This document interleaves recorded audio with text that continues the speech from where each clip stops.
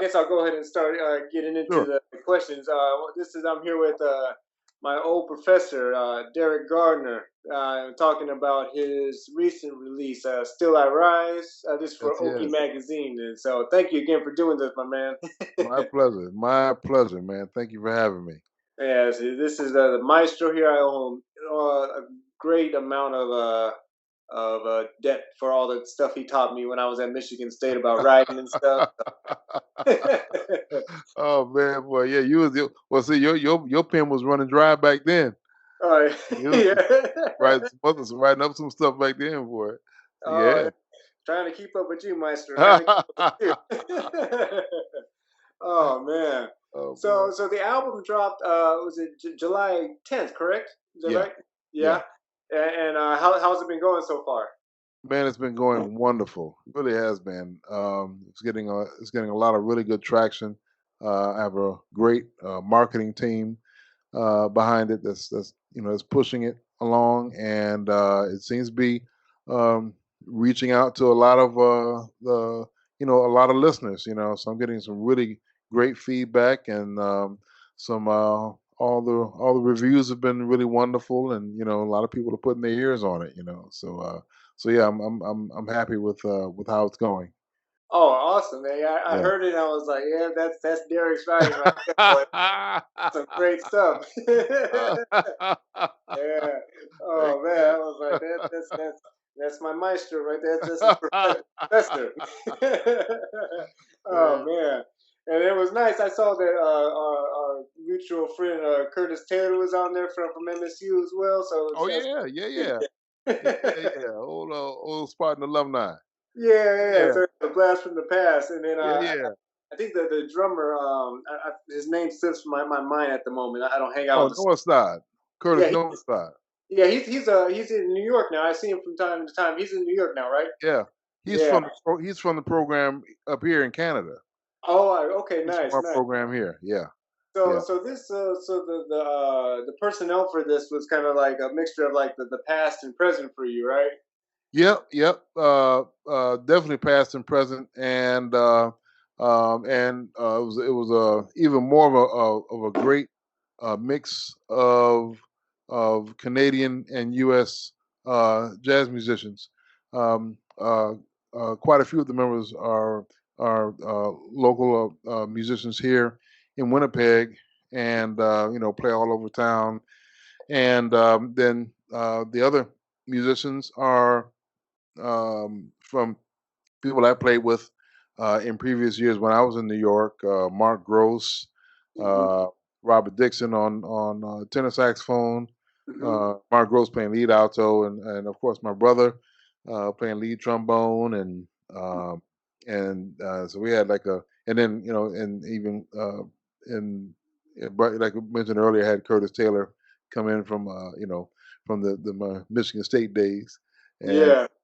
so yeah, we had a really great time, and had to pull in also, um, you know, Curtis Northside on drums and Luke Selleck on bass, who are both from graduates of our program here at University of Manitoba, Mm-hmm. and another Winnipegger who used to live in New York.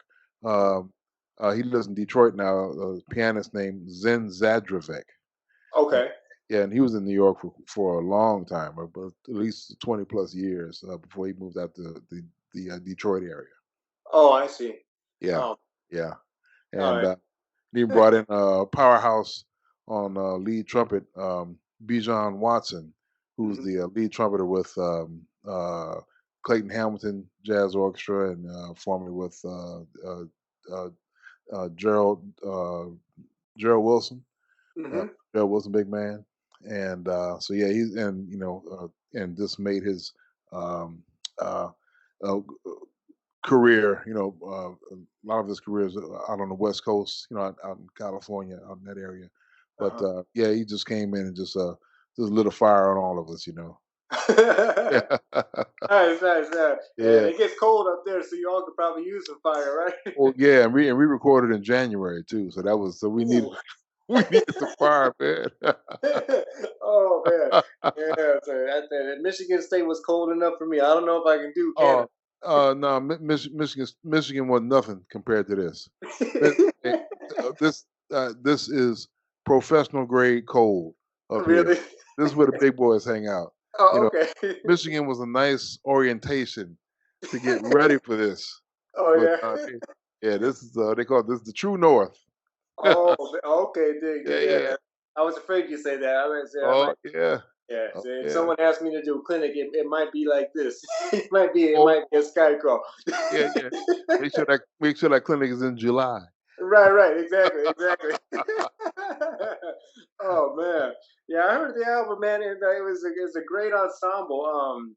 I was gonna ask, so what do you feel like the recording means for yourself and like the scene maybe in Manitoba and I guess maybe just Canada in general, like this kind of conglomerate of the U.S. and Canada and Canadian musicians coming together on this recording.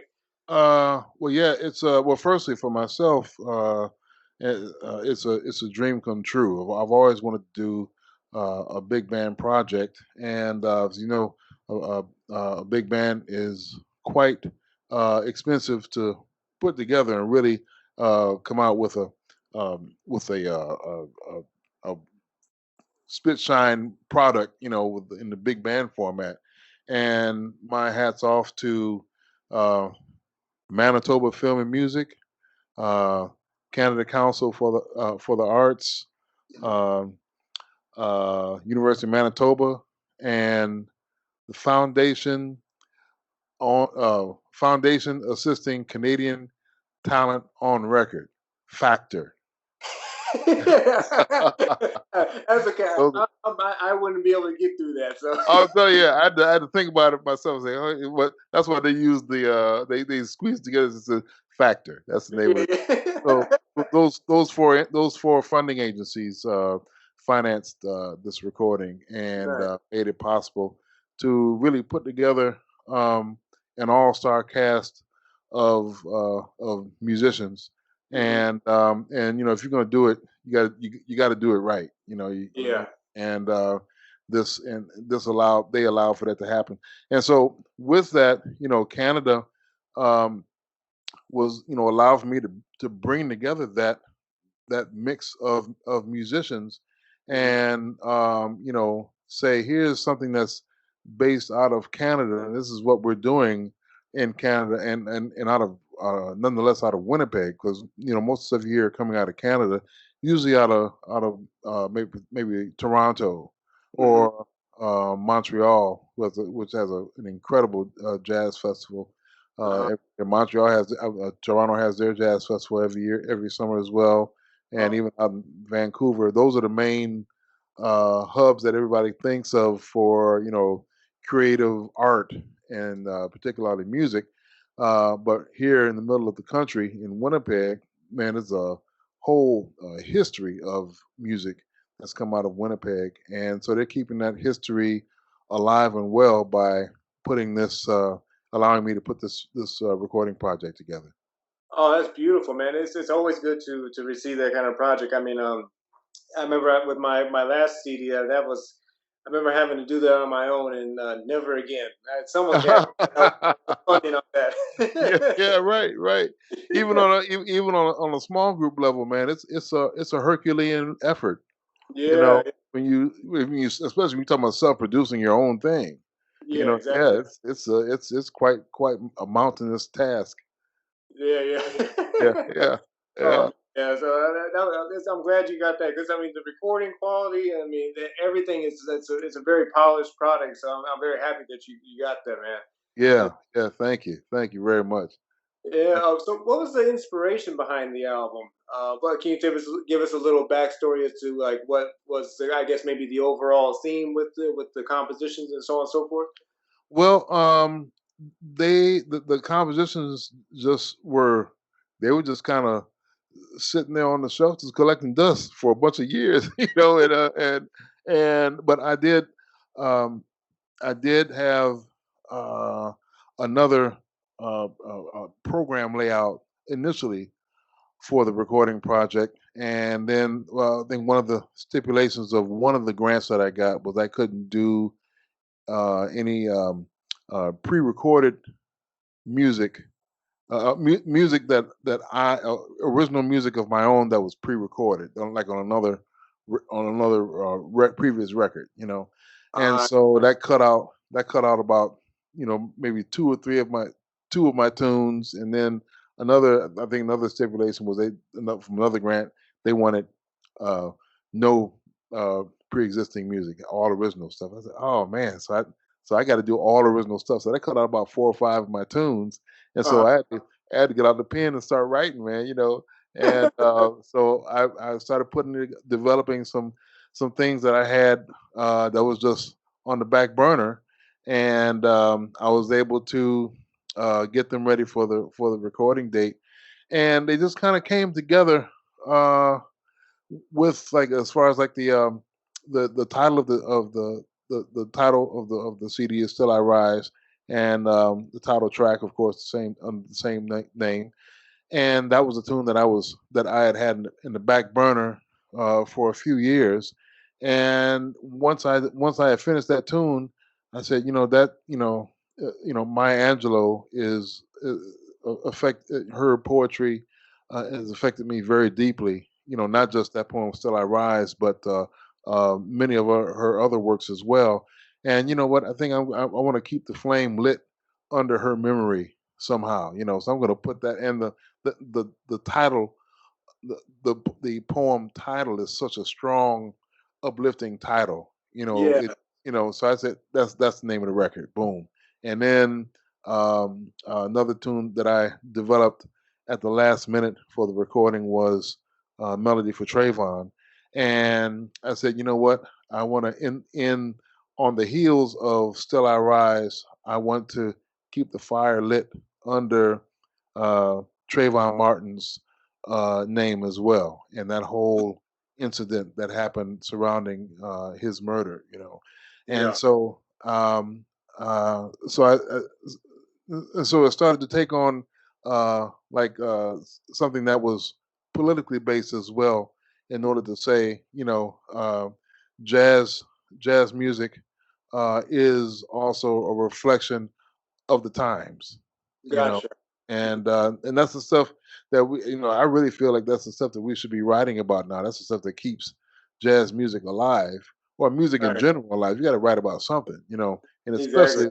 especially the stuff that's going down now, with Black Lives Matter, and with this election coming up in the states is so important. Right, And right. yeah, so I wanted to make a political statement with this record as well. Oh, nice. Yeah. Yeah, I know some artists kind of try to shy away from that, so I commend you for doing that. It's not a. I guess it can be a scary thing because then you wonder. I know some people get concerned, and I'm trying to figure out how to say this. Some people get concerned about like, oh, my fans might think this about me, and something like that. But I say, Yeah. the truth has to come out, and it's gonna come out. At some point in time, you gotta grow a spine. Right, exactly. Hey man, you got to, your spine has got to change color from yellow to the color it's supposed to be. And so now and that's and especially you talk about in the entertainment industry. You're trying to be like, I guess, politically correct. You don't want to hurt. You don't want to offend anybody. This, that, and the other. But at the same time, you do have to be you have to satisfy your own creativity and your own beliefs, Exactly. and with those two tunes in particular, that's what I was trying to do. You know, Yeah. yeah. So yeah, so I'm very very proud of those of not just those two tunes, but in combination with everything else as well.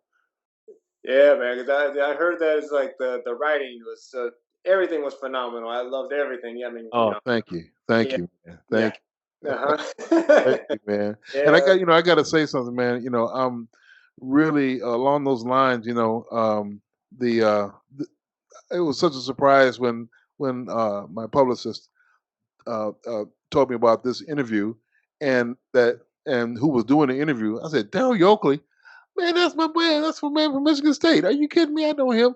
And so, yeah, yes, he's with Occhi Magazine. I said, I've never heard of this magazine. I had never heard of it before. How long has the magazine been established?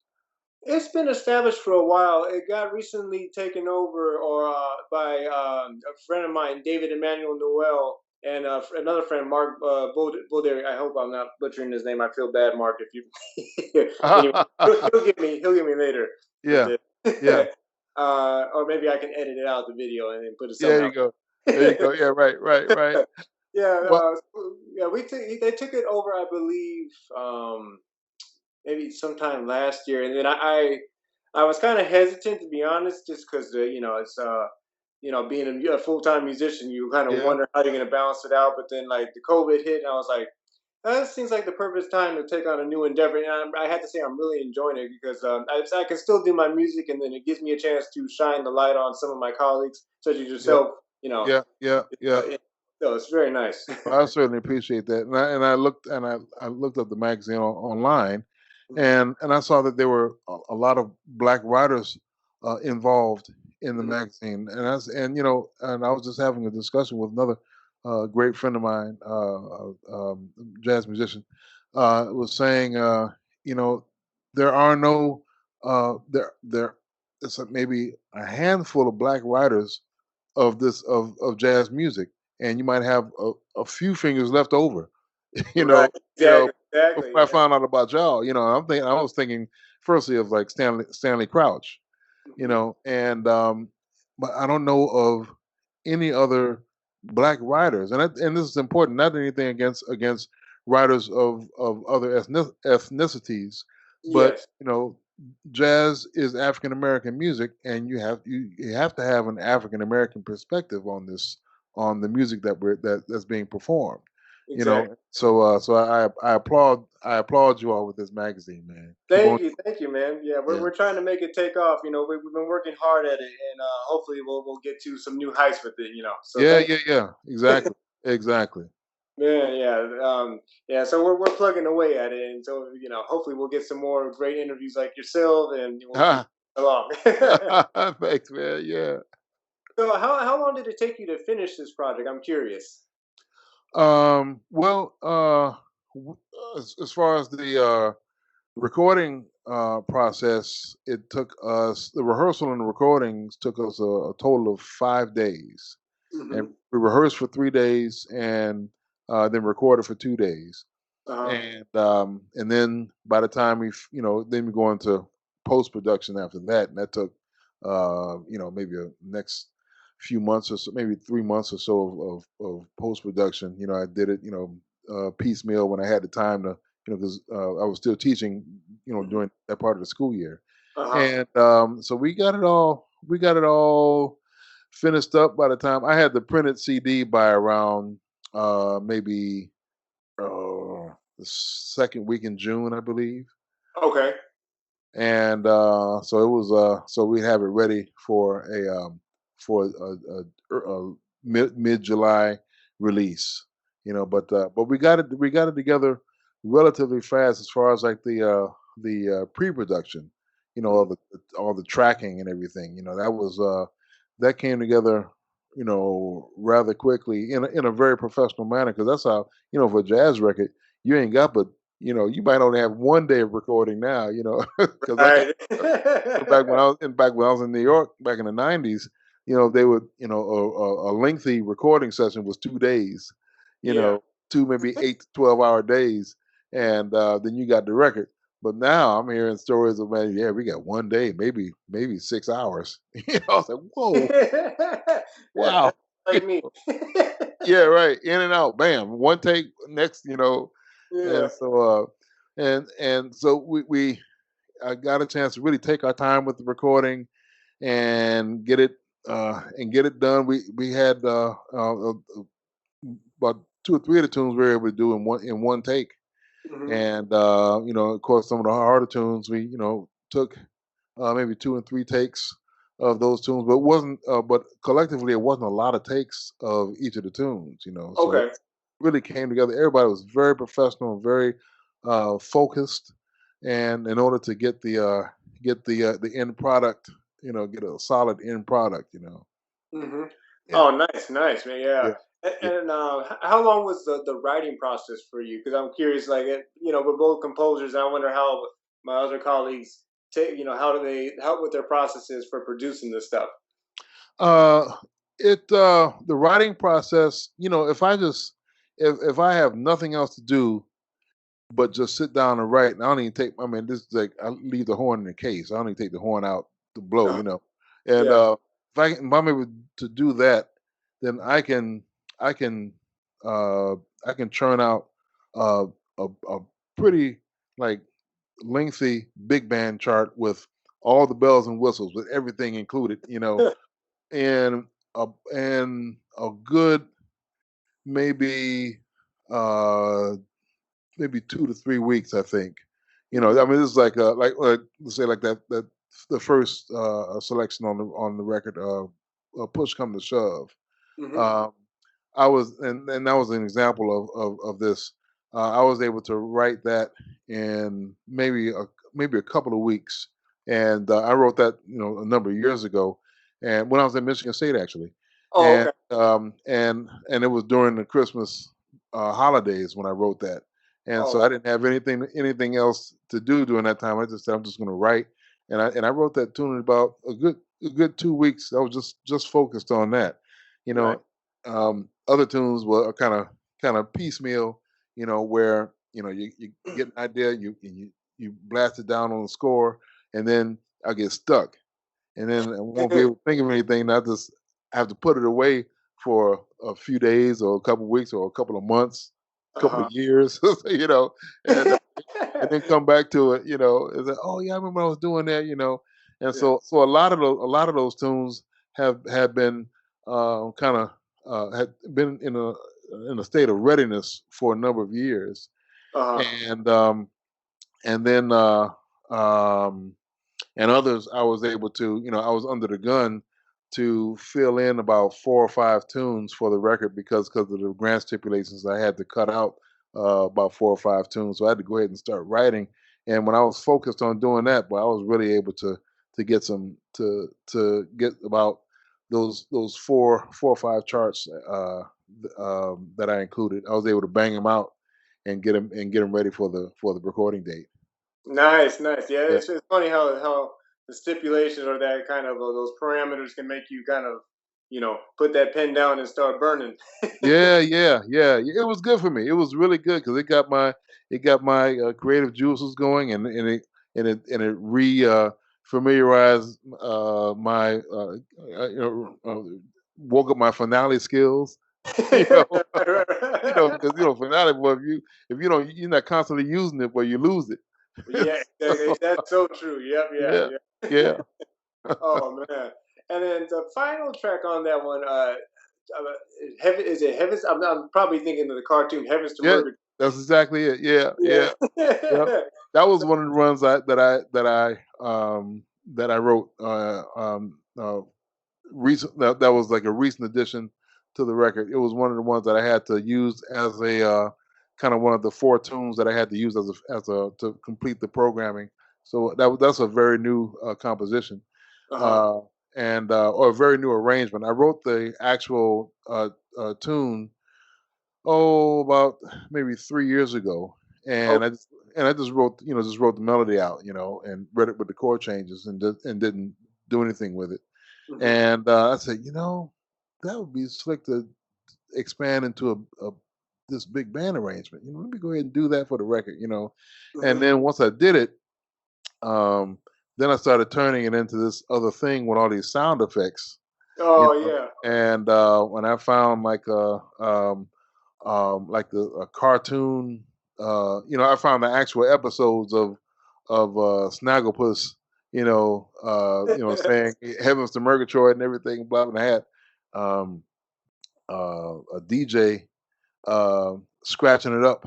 You know, and to just kind of bring it in. I just wanted to have that that connection between uh, jazz and hip hop, and the possibilities of what can be done with the hip hop scratching in an improvisatory type of manner, and Oh, okay. so I had him do that, um, and then I found like this what is it called, like slapstick cartoon sounds kind of library, Mm-hmm. and I added all that stuff in there, and it was all like the mimicking of those same slapstick kind of sounds from those cartoons from back in the 50s and 60s, Yeah. uh, so I mean, you can by listening to that tune, you can tell what I was doing Saturday mornings when I was a little kid. Right, right. know, it was Warner Brothers, it was Hanna Barbera, it was all of I Oh, was yeah, yeah, yeah. right. Barbarian, yeah, yeah. Oh man, they take it back there. Yeah, Yeah, right. That's right. That's right. yeah. 'Cause these kids today, they don't know nothing about no real. Oh no, they don't know about this stuff. They don't know. Oh Uh, man, that was what I mean. I liked all of them, but that one I was like, oh man, this is taking me back. Yeah, yeah, right. yeah. It was slick how he worked it in the sound effects and with the whole arrangement. I'm like, man, that's got to be that's on another level. Oh man, yeah, it was, and that was a lot of fun, man. Just trying to figure out all the possibilities of how to do it, and even how we recorded that track, Mhm. 'cause we had to put it.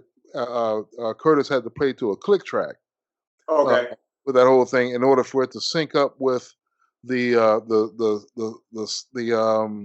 we had this there was this one uh, uh, loop that we used, and it was kind of like this mechanical kind of sounding with these bells and chimes in it and everything, Hmm. and it was slower than the tempo that I wanted to take it, and so I had my engineer, sample it, and then he sped it up to the tempo that I wanted to take it, and it was about maybe 170 or something, and so I had Curtis play to a click track of 170 and lay it down for us, and then we played the arrangement. We recorded the arrangement straight without any of the sounds, of course, Okay. and to Curtis, and he had the headphones on, listening to the click track, and then we went back, and then we were able to layer the that kind of mechanical loop thing with the chimes and everything on top of that exactly to 170 and to the click track, and it fit. And then everything else was just layered on top of that. It didn't have to follow the click track. But everything else was kind of used more ornamentally. You Oh, know, nice. or kind of improvisationally of sorts. And even the engineer got a chance to kind of show off his improvisational chops and say, let's put it here, let's put that there, let's kind of throw that there. No, we can put this over here. So it was kind of like kind of we're piecing together a puzzle. Yeah. Yeah, it was Oh slick. man. Yeah, it is. I loved it, man. That was very. Maybe my little one, she liked the sounds too. Yeah. So. Oh, wow. Oh man. Oh man. Yeah. And so let me ask. I know we're in the middle, like still recovering, and we maybe going to keep recovering from this pandemic. What are your plans for the project, or maybe what were your plans prior to COVID? And then COVID hit. Did you have to like kind of shift stuff around? No, actually, COVID didn't affect the recording itself because we recorded it right before the pandemic was announced. We Okay. recorded it at like the first week in January is when we recorded, Okay. and so once we had it like down on tape, figuratively, all we had to do was just go in and do the editing and mixing and stuff like that, Mhm. um, and so we were good to, this is like one of the last kind of studio recordings prior to COVID. I Yeah. think it's kind of historical in that in that effect. We might. I hope this is not the last studio recording of humanity that Yeah. going Exactly. forward. But it did affect a touring schedule that I Mhm. had set up for the band because as part of one of the grants that I received, two of the grants that I received had a touring component to it, Mhm. and so I had a number of Canadian jazz festivals that were set up as a tour, and then all of them had to cancel because of the pandemic. And Gotcha. so I'm hoping that touring money will also be available to me next summer, because I'm hoping by next summer this whole thing will be cleared up. Yeah, exactly. Yeah, yeah, Oh man.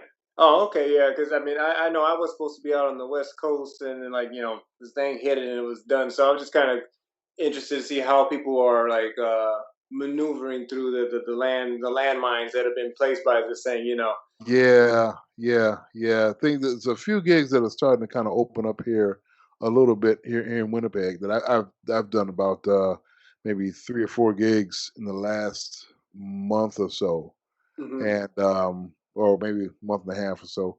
And so, but it's slowly kind of opening up. But they're still kind of walking on eggshells, to making sure that they don't open up too fast.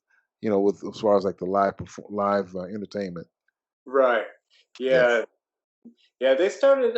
I think in New York they still not doing it, or maybe they are doing it. Maybe just I know live streaming, but I don't know if they have any audiences yet per se. Them. Yeah.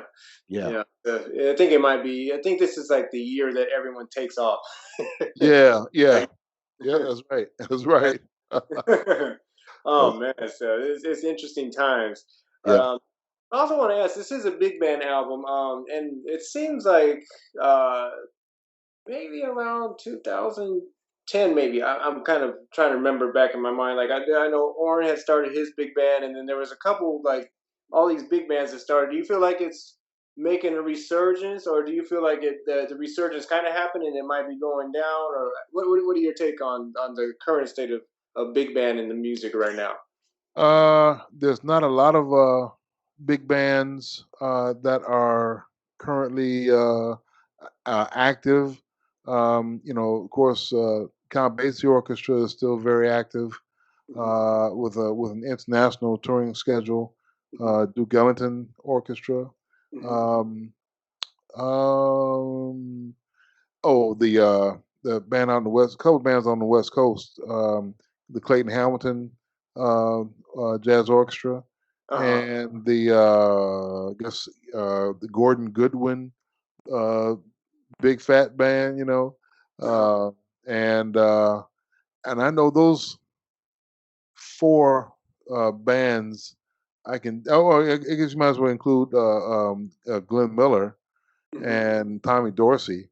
I think Yeah. those so that's 6 big bands I think that you can kind of put your hand on that have maybe somewhat of at least a national touring schedule, and the bigger names of course have like international touring schedules, but um, there's not. Yeah, I think there is like a, a resurgence as far as like the musicians, creating those opportunities for themselves. I would be in that category, Hmm. creating like a big band opportunity or outlet for musicians to be able to perform, Hmm. and on like a on a on a level that is where we're playing new music that's added to the repertoire, Right. and you might as well even include like bands like the Thad Jones, well, not Thad Jones Mel Lewis, but the Vanguard band, Hmm. Vanguard Jazz Orchestra, and and they are you might even be considered like more of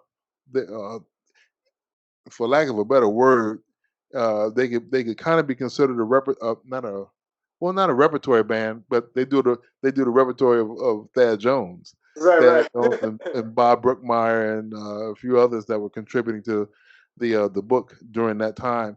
But they have ventured off into other arrangers that have come for us. I think like Jim McNeely, I think did an album's worth of stuff for maybe 1 or 2 albums worth, and I think they did musical Slide Hampton and a number of things. So they ventured out, beyond Thad Jones, of course, in order to just keep their thing fresh and new. Yeah. But and I know there are a number of there are a number of rehearsal bands uh, all over all over North America.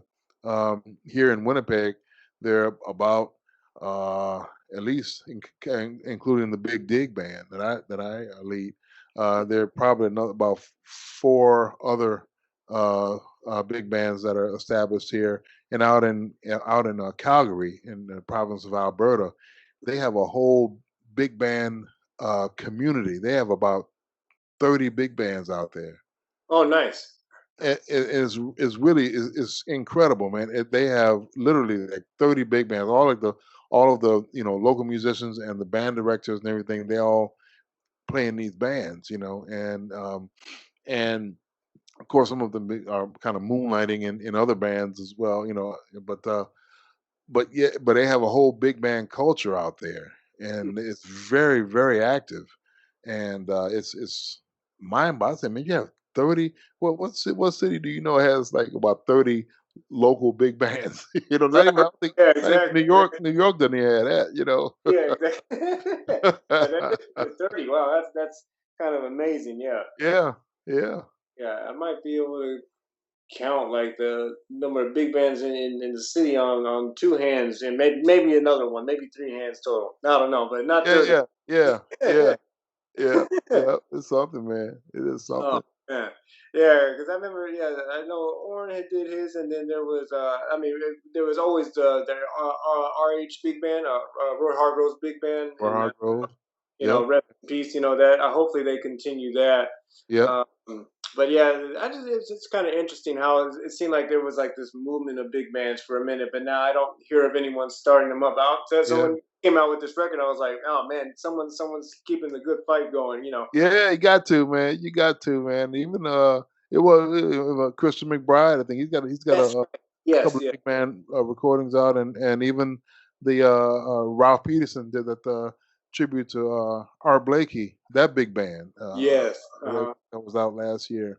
Hmm. And so yeah, the big band culture is still very much alive, Hmm. and the blood flow of those bands are, of course, the musicians, and you got hordes of musicians that are available and ready to play in those bands, and any one of those bands can be elevated to an international touring status. People like Christian McBride's band, he certainly has like the name to be able to warrant the financing of that band to take them on some type of a tour, and Yeah, and that's where musicians make their money, right. on Exactly. those on those tours. Hmm. So yeah, it's alive and well, and people. We have to keep the big band culture alive, because it's not something that you should just throw away because because it's so much tied to like the swing era, you know. Exactly. And there are bands that are, that's what everybody thinks of when you think of big bands, the swing era. But we have to keep the more creative side of big band culture alive, because as people may know that the swing era was more conducive to dancing, Mhm. which Yep. is and then but when you talk about some of the more modern big bands, they're more conducive to listening, you know? Hmm. And so and that's what people would do at a they go to a symphonic orchestra when they go to see the symphony orchestra play. They're not getting up in the house and dancing, you Yeah. know. They're listening, Yeah. you know. Exactly. Exactly. They're Yeah. listening, man. And so the big band is our symphony orchestra for jazz, Hmm. and so that's why that's why there's some pieces that might go for like 10, 12 minutes, 13 minutes. I got my one piece, two, three of my pieces on there are like the first piece is like 14 minute long, you Yeah. know. Yeah. But then it goes by. It has that energy, so it don't even feel that long. Right. Yeah. Yeah, Yeah. man. But when you're writing, when you're writing, and you just inspired to write, you got to write until the pen runs out of ink. Right. Until and you got to if you ain't finished with that piece, you got to fill the ink back up. And finish out the score, and then voila, that's what you have. Uh-huh. And boom, 1, 2, 1, 2, 3, 4, bam! I see you at the end. You know, and next thing you know, the piece is 13, 14 minutes long. You know, Yeah. and the thing is that and like what you said it doesn't feel like it's 14 minutes long, but then once you look at the running time, you're like, man, that was a 14-minute long thing. Yeah. And so yeah, big band music really covers quite the gamut, of being able to dance to it, and Mhm. also being able to just sit back and listen to it and just hear the musicality in it. Yeah, yeah, I think it's hopefully something that will continue to be done. In the educational thing, and then also on the scene, because I mean that's how the music really started before small group. I think everyone kind of maybe seems to forget that and put the emphasis on small group and soloing rather than Yeah. this experience that is a very rich one. I think for both the players and then for the audience as well, having that power of it was like a 13, 14. I'm forgetting the amount of horns, but the amount of horns in the thing, and then the rhythm section. It's a Yeah. very, very thrilling experience. I think. Yeah. Yeah, of course it is, And yeah, I still remember that arrangement you did on Dance Cadavers, boy, that Wayne Shorter tune, boy. Oh, you still you put everybody's eyes on blast. Everybody's like, oh, wait a minute, what is this? Oh Oh, man. Oh, bad arrangement, boy. oh, thanks. I'm hoping to record it one day, man. I Oh really do. yeah. Yeah. So yeah, I'm actually hopefully I'll get some time to get some other stuff written. I haven't done. I did the last album I did was for like my group and then wind ensemble. So now I'm gonna try to get back to Ah, big band stuff. Yeah. nice, nice, very nice. Yeah, and actually, I have your dad to thank. That time he subbed for you at Michigan State, and he told me one of my tunes sound like Wayne Shorter. He set me down the path of being a Wayne head. Ah, right, right, right. Yeah, yeah. He did the same to me. Oh yeah. Oh man. Yeah, hit me to Clifford Brown. I was like, oh, Clifford, wow, okay. It was back in the day, and I was a bit trying to learn blues walk and Joy Spring and all the tunes. Yeah.